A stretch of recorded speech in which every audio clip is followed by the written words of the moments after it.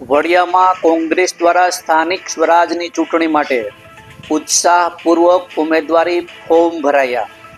નમસ્કાર, સહજ ન્યૂઝ સાથે હું છું ગોપાલ ભેસાણી। વડિયા તાલુકામાં જિલ્લા પંચાયત અને તાલુકા પંચાયતની બેઠકો માટે ઉમેદવારી ફોર્મ ભરવાની પ્રક્રિયા તેજ બની છે। ત્યારે કોંગ્રેસ પાર્ટી દ્વારા ઉત્સાહ અને વિશ્વાસ સાથે ઉમેદવારી પત્ર નોંધાવવાની શરૂઆત કરવામાં આવી છે। વડિયા જિલ્લા પંચાયતની 3 બેઠકો તેમજ તાલુકા પંચાયતની 16 બેઠકો માટે કોંગ્રેસ પાર્ટી દ્વારા પોતાના ઉમેદવારોના ફોર્મ રજૂ કરવામાં આવ્યા હતા। તમામ ઉમેદવારોના વિવિધ અને વિધિવત રીતે મામલતદાર કચેરી ખાતે ફોર્મ સુપ્રત કરવામાં આવ્યા હતા। આ પ્રસંગે કોંગ્રેસના આગેવાનો અને કાર્યકરો મોટી સંખ્યામાં હાજર રહ્યા હતા અને જીતનો વિશ્વાસ વ્યક્ત કર્યો હતો।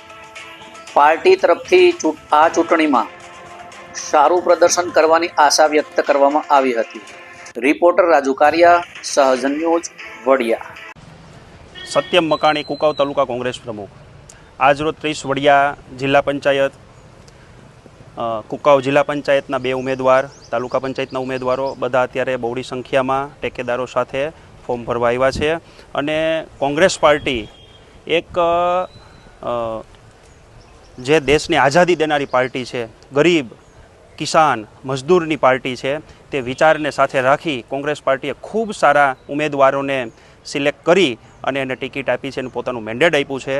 એટલે આજ રોજ અમે બધા મામલતદાર વડિયા મુકામે બધા ફોર્મ રજૂ કરશું અને અમને પૂરો વિશ્વાસ છે કે જે કોંગ્રેસ પાર્ટીનો નેતા છે, જે કોંગ્રેસ પાર્ટીનો કાર્યકર્તા છે, એક સૈનિક થઈ ઘરે ઘરે સુધી જઈ અને કોંગ્રેસનો વિચાર પહોંચાડશે અને આવનારા સમયમાં તાલુકા પંચાયત, જિલ્લા પંચાયત કોંગ્રેસની બનશે, એનો મને પૂર્ણ વિશ્વાસ છે।